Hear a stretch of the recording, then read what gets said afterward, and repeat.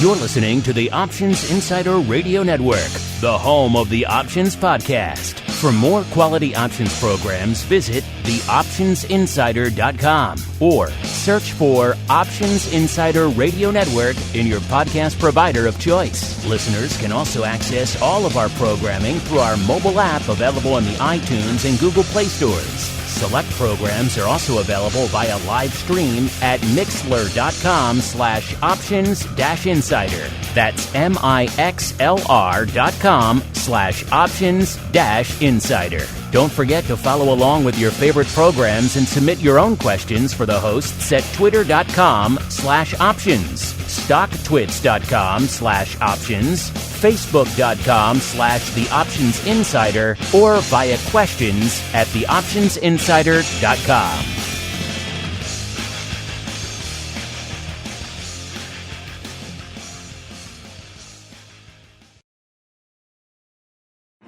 Bitcoin, Ether, Ripple, Litecoin, and more. Cryptocurrencies and other digital assets are taking the financial world by storm. This exploding market provides everything a savvy trader needs: volatility, volume, and liquidity. Provided you know how to find it. That's where we come in. Welcome to the Crypto Rundown. Each week, we'll break down the latest trading activity, trends, and developments on everything from coins to tokens, futures, and even OTC options. If it's moving the crypto markets, then you'll find it on the Crypto Rundown. Now it's time to dive into the exploding world of cryptocurrencies and digital assets. It's time for the Crypto Rundown.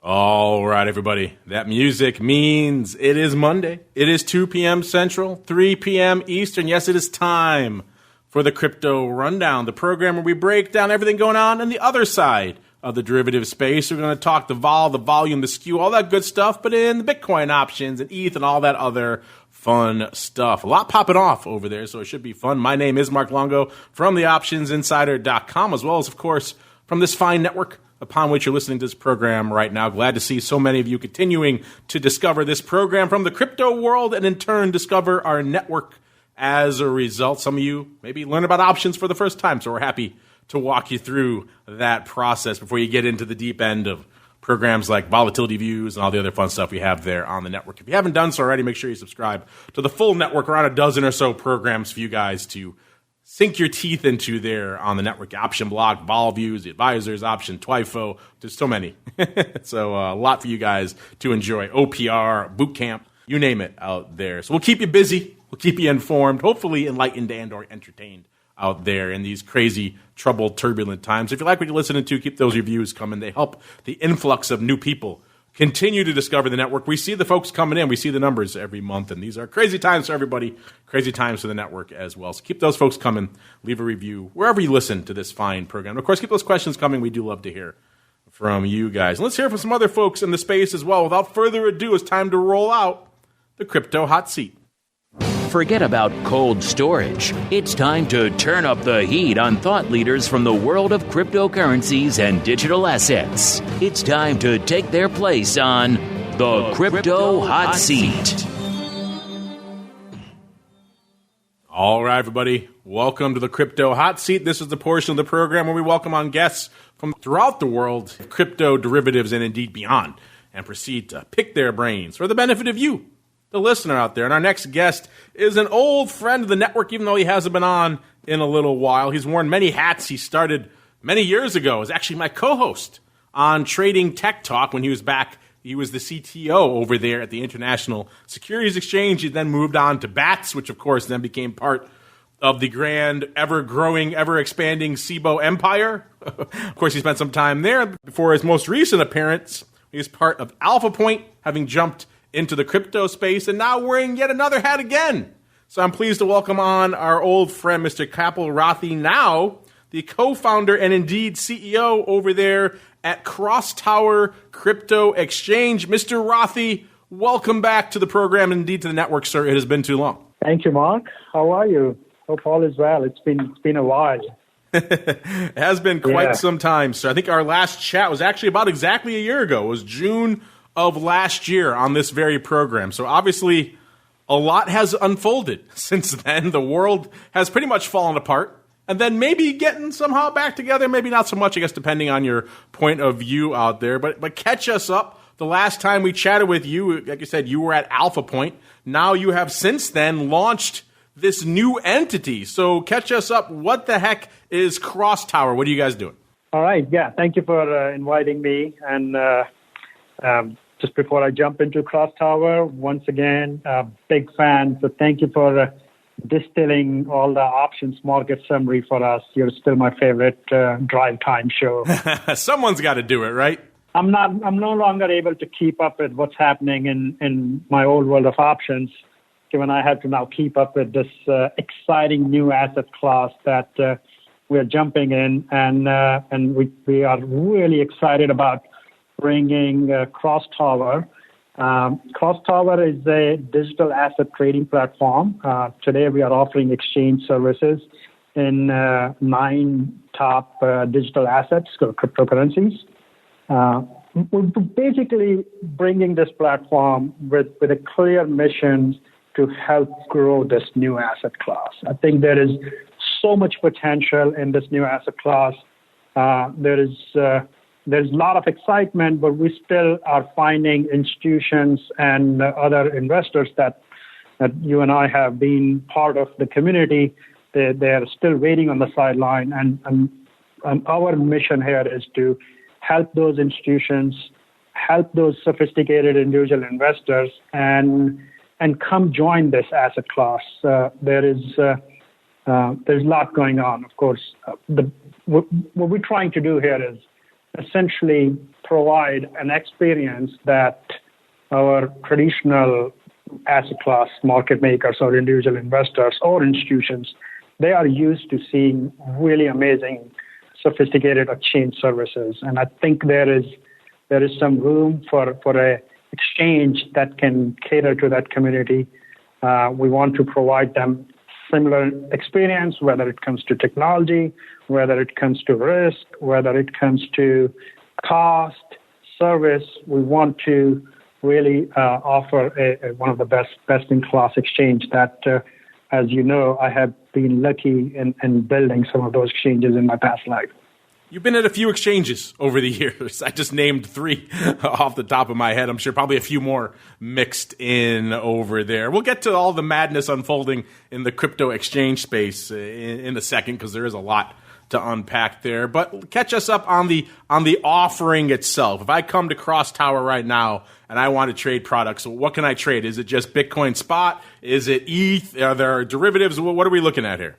So today we are offering spot exchange services in top 9 cryptos, Bitcoin, ETH, Litecoin, BCH, and as you can imagine, top 9. You can go to crosstower.com and just register by putting very minimal information, and you can see the platform without actually depositing or starting trading. The platform, our goal is to expand from here. Of course, this is literally, I think, week 4 or 5 of us going live. We've been working on it for the past year, building under the stealth mode, and we went live a few weeks ago, and we plan to grow pretty dramatically from here. Eventually, as you can imagine, offering different asset classes under the same umbrella, being like other exchanges like CBOE or NASDAQ, for example. You can trade spot, you can trade derivatives, you can trade options, futures within those derivatives. We're going to take the same route. We plan to offer different type of offerings on crypto to begin with, and down the road, we're taking a multi-asset approach. So a lot more to come. Let's get into that a little bit. I've lost track of the number of guests we've had on this program who hang their hat in some aspect of the exchange space on crypto. They are legion. I think to call this space crowded is an understatement of epic proportions. And yet you, KAPIL, you looked at this space and you said, you know what? I think there's room for one more out there. So what was it that caused you to make that leap some might view as mad, sir, into this extremely crowded crypto, quote-unquote, exchange space. What do you think you guys are really doing that's going to set CrossTower apart from the rest, sir? Yes, that's an interesting question. I think the field is definitely getting crowded. However, if I go back to my early days of electronic trading, moving from floor business to electronic trading, how ISC sort of revolutionized the electronic options trading, and then down the road we had other exchanges. I was part of a very successful exchange at BAKKT. I think there is always room to improve. The way we see this is, and I'm sure you and your listener have heard, we are in, I would say, second inning of .com revolution. The first inning happened, the euphoria kicked in, and then there was a huge cycle of correction. I think a lot of technologists and crypto enthusiasts were part of that early cycle. The capital market experience, the market structure development, I think there is a lot more that can be done in this asset class. So I think my favorite thought process here is that Google was not the first search engine. Facebook was not the first social media service company. But there is now you're seeing a lot of Wall Street exchange experience coming into this space. So with us, we are finding the gaps that are left by some of the traditional players, and we plan to close those gaps, whether it's with the better technology, whether it's better market structure development, whether it's with the kind of respecting regulation. I think there is a lot more that can be done. We are still in first inning. So jury is still out who's going to make it, who's not going to make it. But as long as the industry is growing, and it's literally, again, back in 04, 05, how options industry was growing. There were new exchanges coming every other year, but the pie is, we all have to focus on growth of this pie. It's too early to talk about competition. That sounds like someone's quoting my old buddy there, Mr. Gary Katz, your former CEO over there at ISC. He liked to talk about growing the pie over there as well, and grow it. Indeed, he did over there. But you make an interesting point. You know, we have seen a lot of people come on and speak about that because, to use your metaphor there, your baseball metaphor, the first inning or so of a lot of these crypto venues came mostly from the crypto side of the space, where they looked at it through that lens and through the crypto revolution that it was hoping to foster out there, and not so much from a capital markets perspective. So they didn't have a lot of a handle really on the infrastructure and how the game is really played in these marketplaces in terms of fostering liquidity and finding order providers and regulation, all the other things you kind of just mentioned out there. And now we're seeing this second wave of people coming from the capital market space and looking to the crypto space and saying, hey, you know, there's opportunity here to improve on this, improve on that, because you're right. We've heard from a lot of people playing on the institutional side of the space that there still is a lot of room to go to lure in the size funds who want to do 10,000 at a clip and who don't want to deal with the hassle of wallets and all the other infrastructure plumbing that still needs an overhaul, a massive overhaul there in the crypto space. So it sounds like, Kapil, that's where you see your value added in the crowded crypto exchange spaces. You have the institutional expertise from the other markets, and you're trying to bring that and apply that to crypto. Is that a fair synopsis, sir? Yeah, no, I think it's interesting. I was having a discussion with our investor, and we both pretty much come from the same mindset that you have to be strategic about getting into a new asset class, both as an investor as well as like an operator. Of course, our team is putting their livelihood, their time into this asset class. There is an early stage to jump into a new venture, new asset, or there is a right timing. I think the correction that we have gone through, the institutional inflow we are seeing, you're seeing a lot of media news coming out of Fidelity, PwC, Paul Tudor Jones, Renaissance. So it is very obvious that crypto is ready to become a mainstream asset class. So I think you have to be very strategic about timing your involvement into a new venture. And we were very lucky that we caught this wave, and we are coming in at a really opportune time. Our launch has been really successful. Past couple of weeks, we're seeing a lot of activity on our book. So couldn't be more pleased in terms of the timing. It's not too early. It's not too late. You know, one of the things that has always fascinated and/or infuriated me about the crypto space is the, shall we say, the somewhat loose definition of what a quote-unquote exchange really is in the crypto space. And in the world you came from, you know, the ISE, the options, the world, there were very clearly delineated roles for these ventures. Now, they have blurred a little bit, you know, exchanges going public over the last decade that has blurred the lines a little bit, but they still are essentially places where you go to aggregate and source liquidity. That's kind of the main function of an exchange. At the end of the day, there still is that kind of core public utility function of being a place where liquidity gets aggregated and sourced out there. But in the crypto world now, that's one of the functions.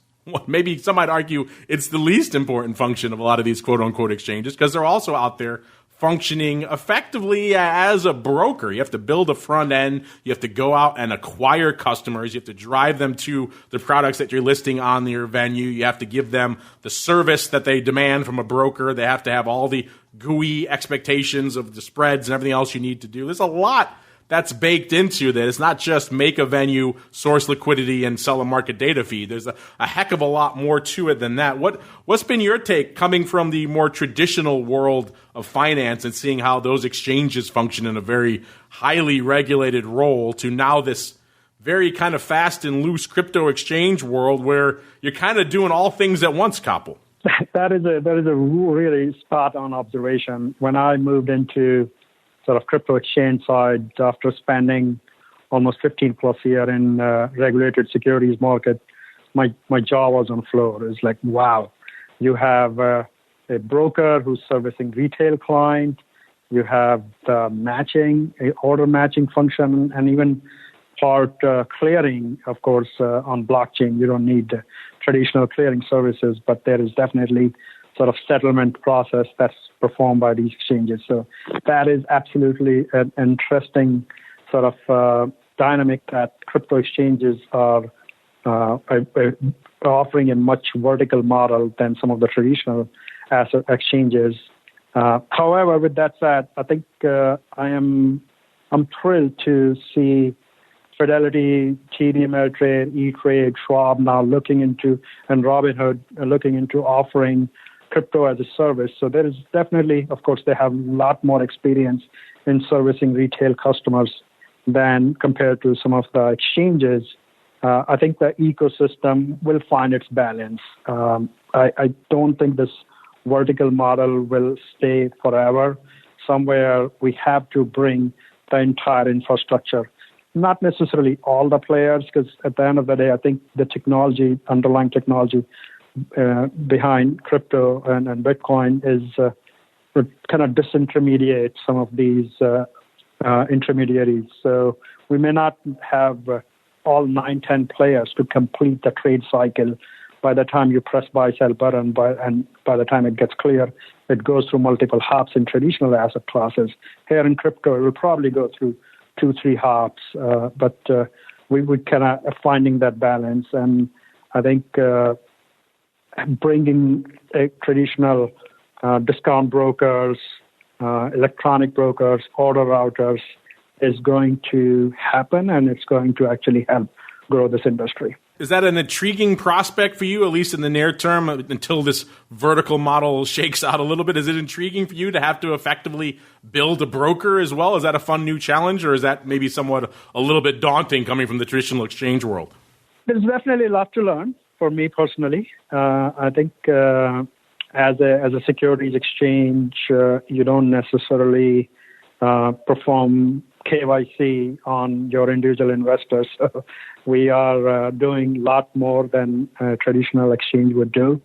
But I think it's exciting. It actually helps us connect with the end customer much closely, and for us to be able to educate that end customer, for us to be able to bring new products and consult with them. I think the barriers are sort of kind of lower here. On the other hand, I think we have to make sure that we are focused.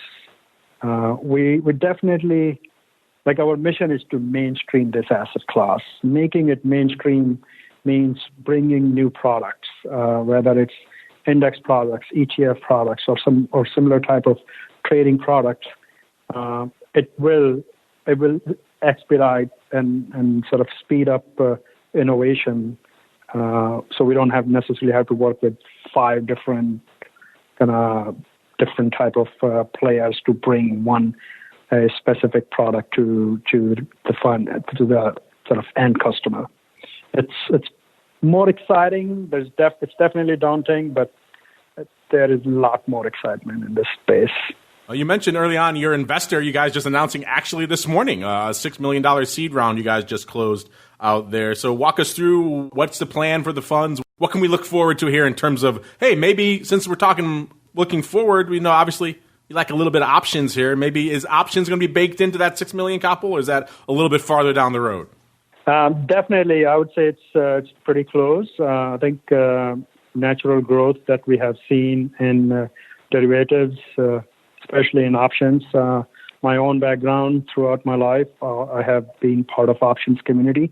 I am really excited to bring some of those products, probably much better than what's out there today. And I think, again, we're taking a much bigger picture here. Exchanges can play a much bigger role, not other than just being matching. It could be close to somewhere around like banking. Maybe we will have something with some of the large banks in partnership. So I think there's a lot more opportunity for us to catch up on.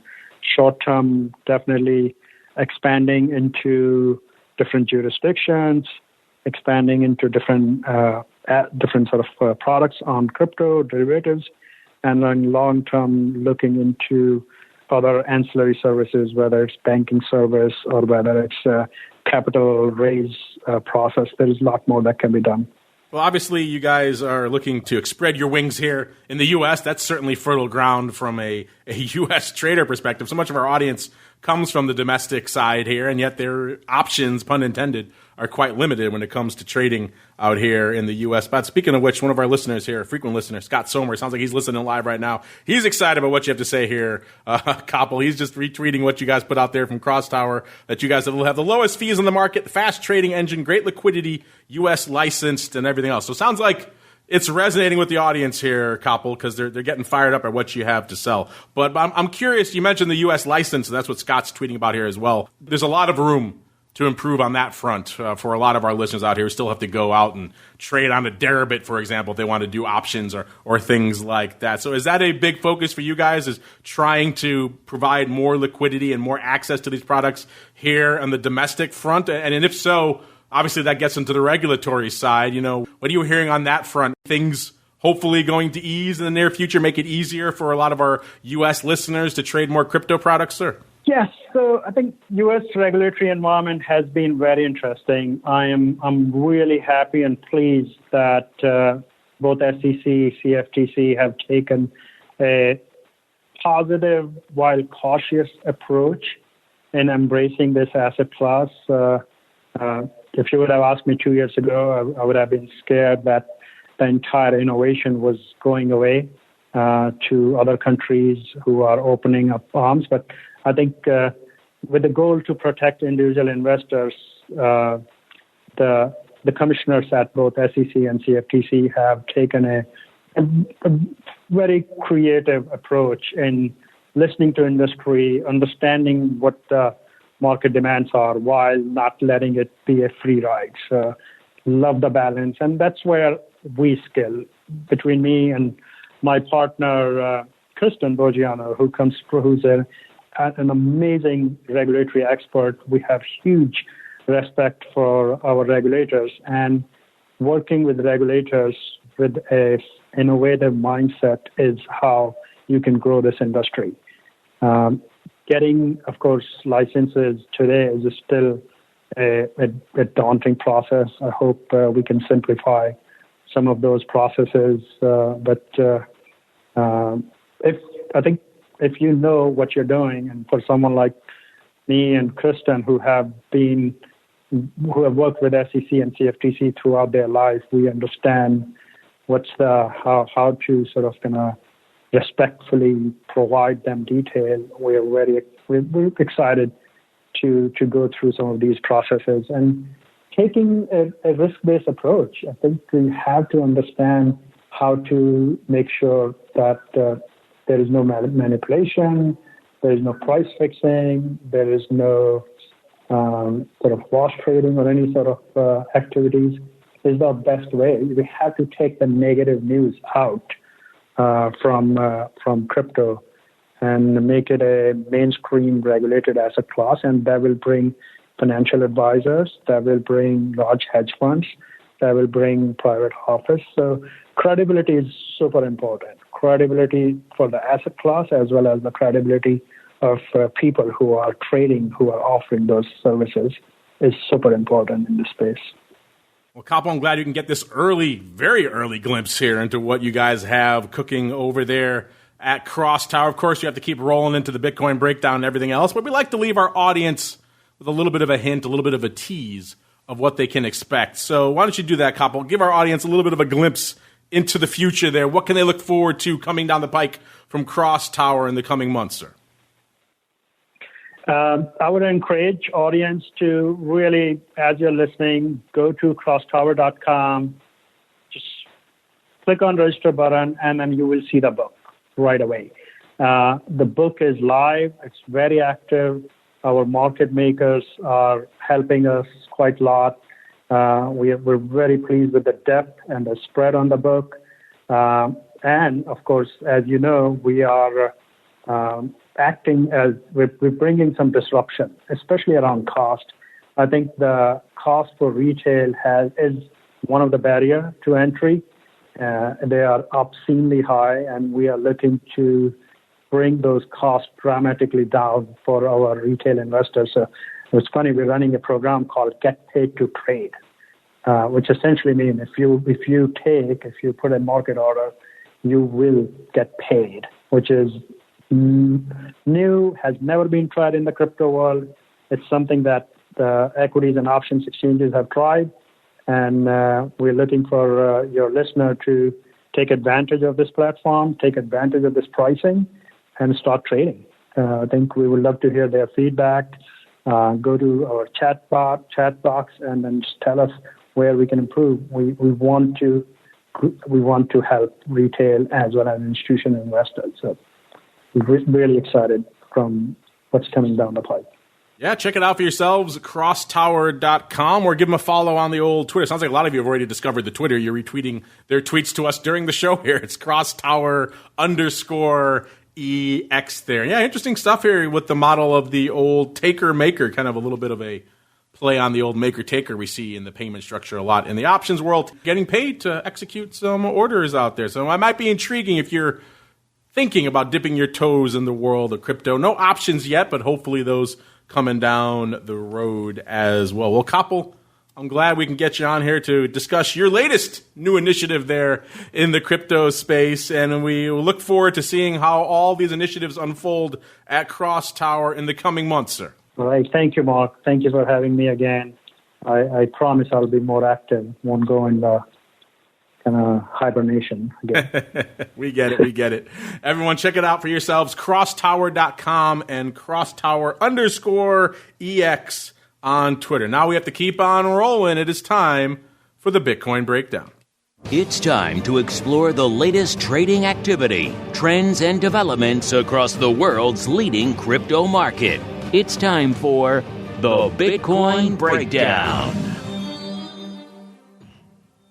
All right, everybody, welcome to the Bitcoin Breakdown, the portion of the show where we do just that. We break down what's going on in the world's leading crypto asset, a.k.a.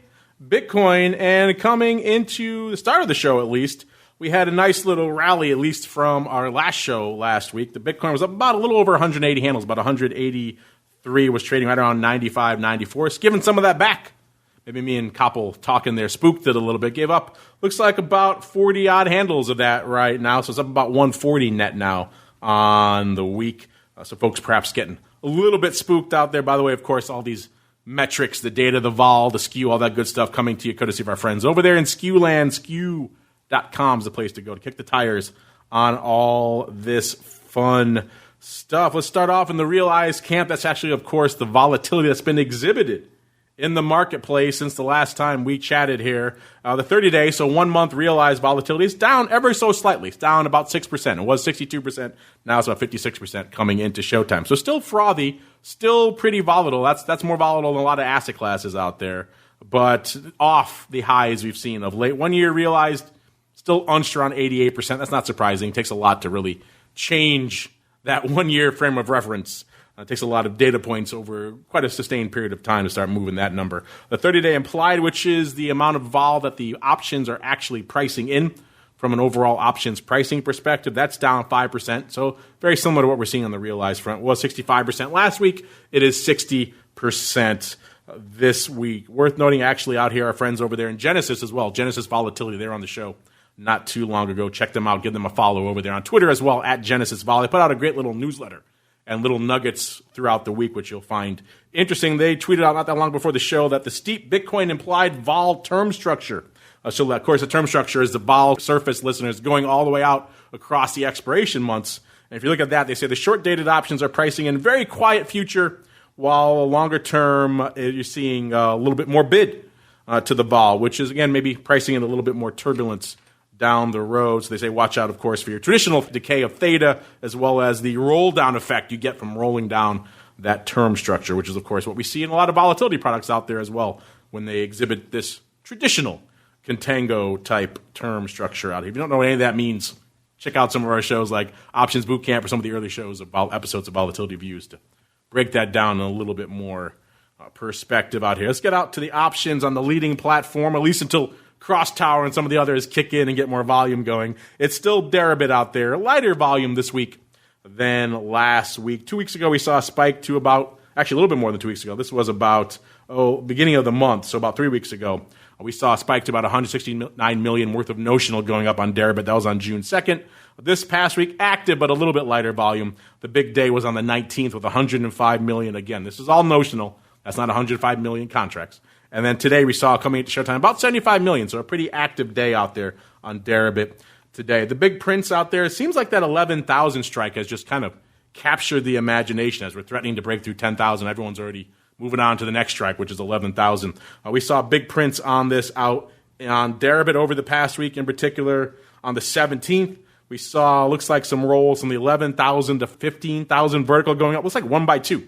500 of the 11,000 versus 250 of the 15,000. So it could be a bit of a roll there. Those types of ratios, if it's more on the bottom leg, usually means maybe that bottom leg didn't work out too well. But hey, we shall see what's going on. Maybe they were overriding the premium and they got a little spooked when we started threatening that 10,000 handle and beyond. Either way, that was kind of the big print. 11,000 calls are kind of where the action is. Another 500 lot going up on the 16th. By the way, on the 17th, that vertical went up when Bitcoin was 94.03, so still a decent way away from the 10,000 handle. So it would be an interesting time if they were indeed rolling. And on the 16th, we also saw the 11,000 calls printing 500 lots here and there when Bitcoin was about 95.28 as well. So that 11,000 and 15,000, 11,000 other strikes. That's kind of been the trade du jour over the past week. Today, the big print is actually the June 8,000 puts. About nearly 600 have gone up on Deribit so far today, followed by the 11,500 calls, going up about 452 contracts out there. Let's go on out to Bitcoin on CME Bitcoin options, which if you've been listening to the show for the last couple of months, you know that story is starting to change. That worm is turning out there. For a while there, we talked about, CME, the 800-pound gorilla in the derivative space, yet they can't really seem to generate any traction on the options front. Well, not so much. This past week, we saw some pretty big options days, including this last Friday. We saw over 1,000 contracts go up, 1,019 contracts to be precise, last Friday, including a big prints in the June 850, 870 put spread. They went up 400 times. So 800 contracts just in that one vertical. And of course, that's a 5X contract. So you're talking pretty sizable when it comes to the actual notional out there. We also saw the July 11.5, 15,000 vertical going up last Friday as well. So they're interesting stuff. In fact, our friends over there at CrossTower just chiming in a little bit ago saying the Bitcoin options market at CME grew 10x in the past month. Again, that's kind of a sign that this market is seeing an interesting resurgence out there. Let's get to some of the open interest fund before we get to everything else to unpack here. Open interest growing quite a bit out here, and including out there in CME land. Deribit is still north of the 1 billion level. They were at pretty much exactly 1 billion OI for quite a while, and now they're at 1.1 billion. So Deribit continuing to grow OI, and CME continuing to grow OI. OI up to now to 414 million out there at CME land. LedgerX and OKEX. Actually, OKEX moving firmly into third now with 75 million. LedgerX down to 52 million. And BAKKT, of course, still hovering on that 65,000 mark. Someone put on a couple of the trades when these products first listed, and they haven't really touched them ever since. Now, from the net percentage of open interest perspective, again, we're seeing a Deribit slowly losing, ceding some of that share to CME. Deribit down to 68%. CME coming on strong, up to 25%. They were 14% just a few weeks ago. Then they got up to 21%. Now they're up to 25% this week. So CME clawing away at a lot more share out there from an overall options perspective. Where that OI is aggregated, again, it's still June. June sucking down all the oxygen in the room, 114,000 contracts. That's combined across all the venues. Everybody's playing in June. Why that is, you guys have asked us. People just like these quarterly contracts. SEP is starting to grow a little bit. It's about exactly, actually, as of the showtime, about exactly 20,000 contracts open in SEP. So SEP's starting to come on the board. And once June rolls off, which won't be too long from now, on the 26th, then we're going to start seeing some more SEP pile in, I do believe. But right now it is still all June all the time out here. Looking at it from a straight-up call to put perspective out here as well. Let's see. Well, SKEW as well. Getting the SKEW from our friends over there at SKEW.com. It's down a little bit. It was 9.4% on the positive territory this week, 7.6%. So coming in about 2 points over there. The call to put, kind of similar to what it was last week. It was 42%. This week it's up to 45%. So put still in charge, but it's basically a coin flip out there at this point from an overall call to put perspective out there. In terms of where the strikes are active and excited, we talked about the 11,000 strike. That is clearly leading the dance right now with 14,300 contracts open on that strike. That's a clear number one that has eclipsed everything else. Like 7,000 was popular, 10,000 was popular. This one has eclipsed all those now. 7,000 is only down to about 8,300 contracts. The 10,000 strike, which you think might be the volume leader right now, only 12,200. So for whatever reason, 11,000 is where the action is right now. Followed by the 10,000 strike. Then it looks like we've got the 15,000 strike at 11,700. So some of that from those verticals we just talked about out there. Let's get on out to the futures side of the fence. CME futures, kind of a light week, a light day today as well, about 6,300 on the tape out there. The rest of the week was kind of light out there. BAKKT Volume Bot, our old friend, give him a follow at BAKKT Bot on Twitter. He's doing a yeoman's work of parsing not a lot of volume. That continues to be the case out there this week. Total volume, 53 million. Again, this is in their monthly futures. That's down 28%. And the max open interest, 12.3 million. That's down 7%. All right, some changes afoot in the top 10 in the altcoin land. So without further ado, let's head on into the altcoin universe. It's time to move beyond Bitcoin and find out what's moving the rest of the crypto marketplace. It's time to boldly venture into the altcoin universe. All right, let's get to it. Top 10 in altcoin land. Remember, take these overall market cap numbers with a grain of salt, but the rankings are, I think, where the meat lies out here. Number one, of course, Bitcoin, 175 billion. Number two, ETH, 27 billion out there. Number three, Tether, like we mentioned before, it has usurped XRP as the number three contract out there with about 9.2 billion worth of market cap. Number four, the aforementioned number three, XRP, 8.3 billion. Number five, Bitcoin Cash, 4.4 billion. Number six, Bitcoin SV, 3.2 billion. Number seven, Litecoin, formerly top fiver, now kind of locked into their number 7 for a while there, $2.8 billion. Number 8, Binance Coin, creeping its way up there, $2.5 billion. Number 9, EOS, $2.4 million. Number 10, you might expect me to say Cardano. Nope, it's Crypto.com coin with 2.1, almost 2.2 billion out there. So fighting and clawing its way into the top 10 as of at least the start of Showtime. We'll see if that persists for long, but yeah, Cardano getting bumped out of the top 10 out there. Let's look at the number 2 overall crypto derivatives marketplace out there, and the number 2 overall crypto product out there, which is, of course, ETH. Had a bit of a decent week, up nearly 15 handles. Coming into Showtime, it was about 244.62. That puts it up 14 3/4 from where it was this time last week. Let's look at the vol out there as well. This data coming also from our friends in SKEW land. 30-day realized down to about 67% from 74%. So a similar story to what we're seeing out there in the Bitcoin vol space. 1 year realized unched at a still frothy 105%. So that's about 20 points north of what we're seeing in the 1 year realized in Bitcoin. So ETH, pretty volatile. 30-day implied down from 70% last show to about 62% of this week. Seeing decent volume coming into the show today. The ADV is still hovering around 10.4 million on the options front over there on Deribit.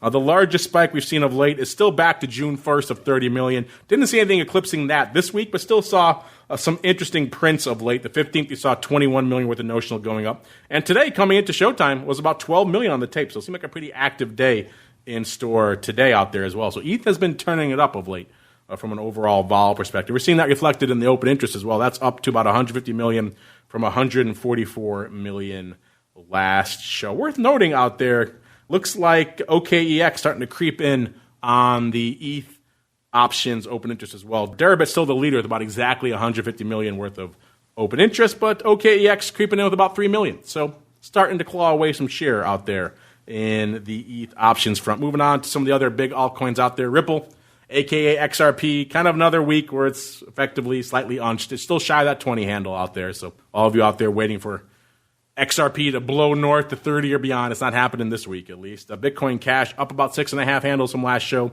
And Bitcoin SV up about 3.5 handles from last show. Before we wrap up here, I want to get some of you guys on the show. So without further ado, it's time to answer your crypto questions. You've got questions about crypto. Who doesn't? It's time to find out the answers to your crypto questions. All right, everybody, welcome to your segment, the Crypto Questions segment. You guys take the reins, your questions, your comments, your insights. You know how to find us at Options on most of the major social media platforms, or just find us on the website, or however you listen to these programs, you can send us comments there as well. Don't leave the questions and the reviews on the iTunes, other places, though we don't tend to check those as frequently. There's no shortage of ways for you guys to send in your questions, just like Zelina did here. Zelina wants to know, is there any sort of Bitcoin, quote, VIX yet? Short answer to your question is yes, Zelina. There's a couple of them to choose from. If you listened to this show just a few months ago, we had Simon Ho on from T3 Index, and he was talking about his latest creation, which is the BitVol Index.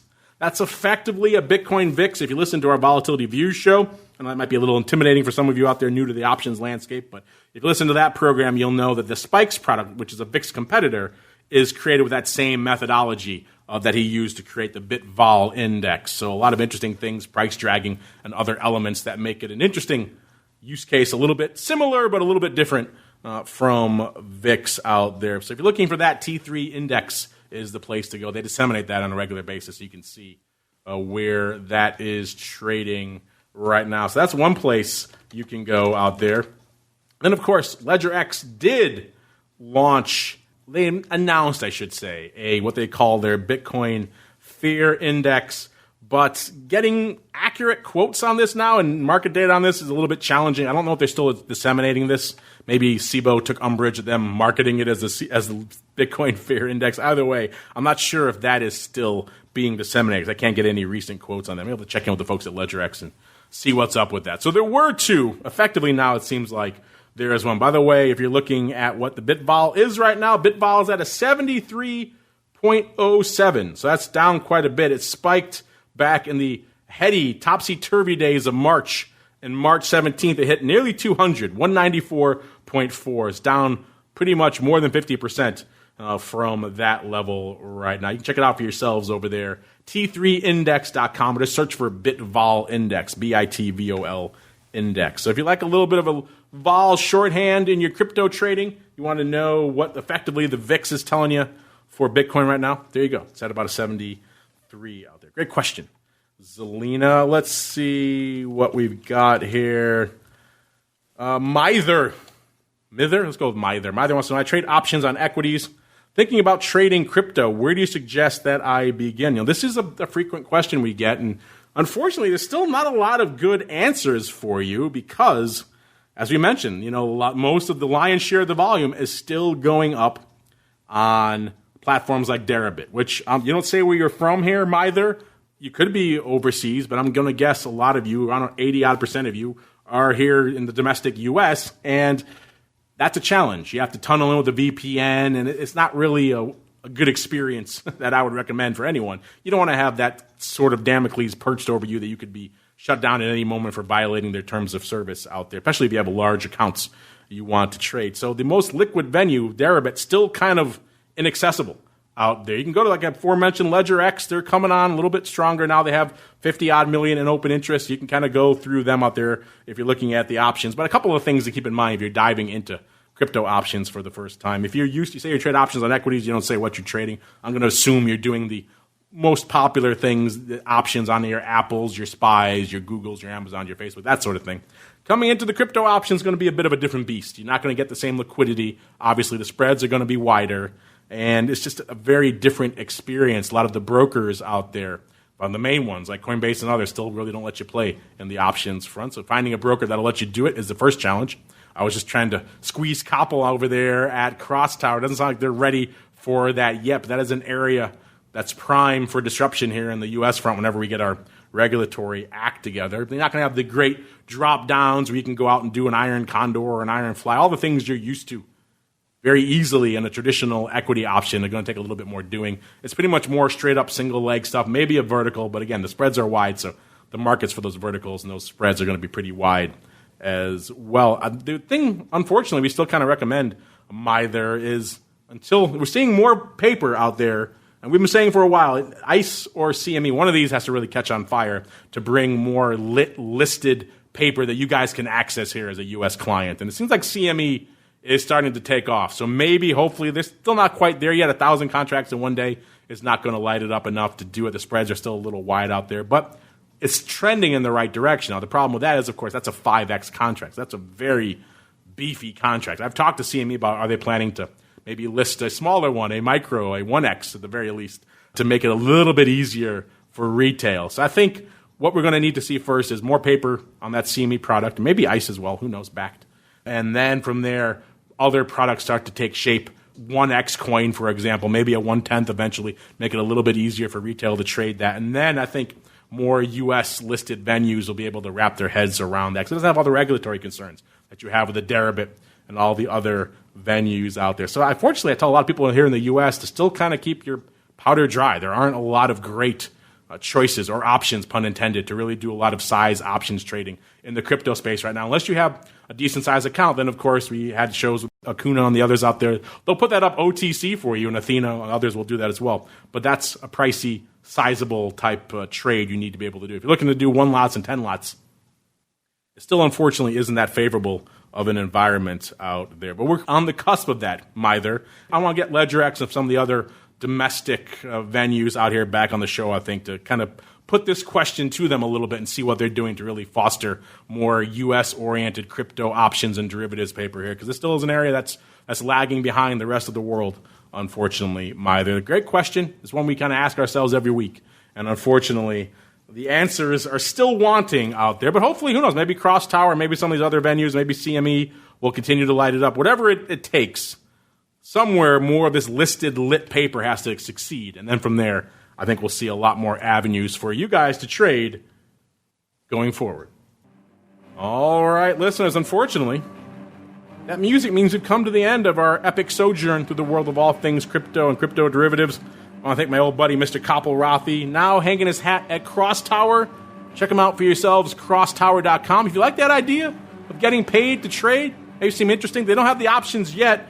I forgot your name there, listener, Mither, but you can start with the spot there and test the waters there, maybe get some of those rebates, and then maybe go from there. Again, it's a new venue, so maybe expect some wider markets and things like that as they start to aggregate liquidity, but it might be worth checking out. Then hopefully we'll hold KAPIL's feet to the fire. We'll get some options to trade there as well. Give them a follow over there as well on the old Twitters, CrossTower_EX. And of course, I want to thank all of you out there for downloading, streaming, subscribing, for sending in such great questions. Keep them coming.